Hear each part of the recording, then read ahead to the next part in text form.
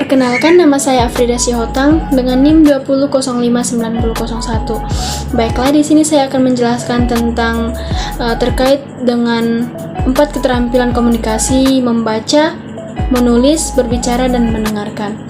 Yang pertama itu, berapa besar kontribusi keempat keterampilan tersebut dalam komunikasi bisnis? Kontribusi dari keempat keterampilan tersebut sangatlah berkaitan, memiliki hubungan yang saling terkait satu sama lain yang merupakan satu kesatuan.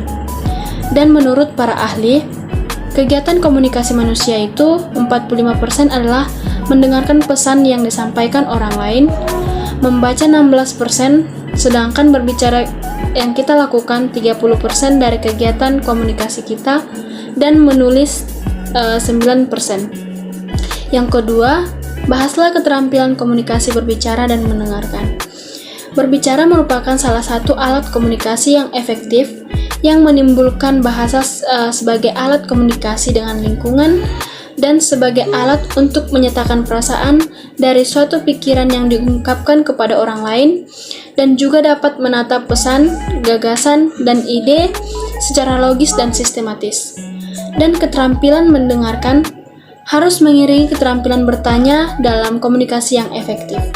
Karena sebaik apapun komunikasi terhadap seseorang tanpa diiringi dengan kemampuan mendengar, maka komunikasi tidak akan efektif.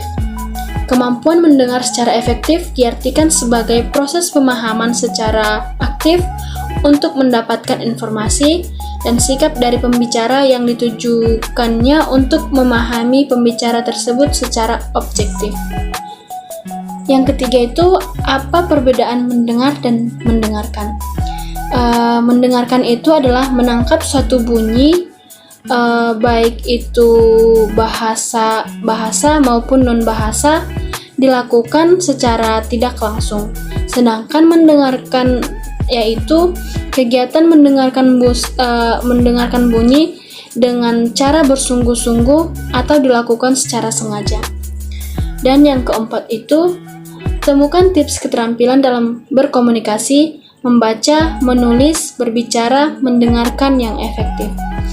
Menjadi pendengar yang baik, memahami dengan siapa berbicara, menunjukkan bahasa tubuh yang baik, berbicara langsung ke intinya, mengetahui waktu dan tempat yang dapat untuk dibicarakan, mewakili dan menghampiri percakapan dengan topik yang kita bahas, meminta masukan dan saran, mengandalkan visual, memperhatikan secara detail, memperhatikan kualitas dan nada bicara kita, harus menggunakan kata-kata yang akurat sesuai konteks, dan melatih kelengkapan dan kejelasan pesan kita.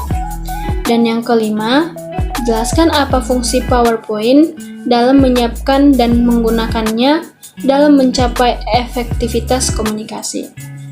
Fungsi PowerPoint adalah sebagai sarana untuk mempermudah sebuah presentasi dalam bentuk materi yang ingin dipresentasikan dengan menggunakan dalam bentuk slide yang menarik dengan fitur audio, video, gambar, dan animasi serta template yang akan dipergunakan.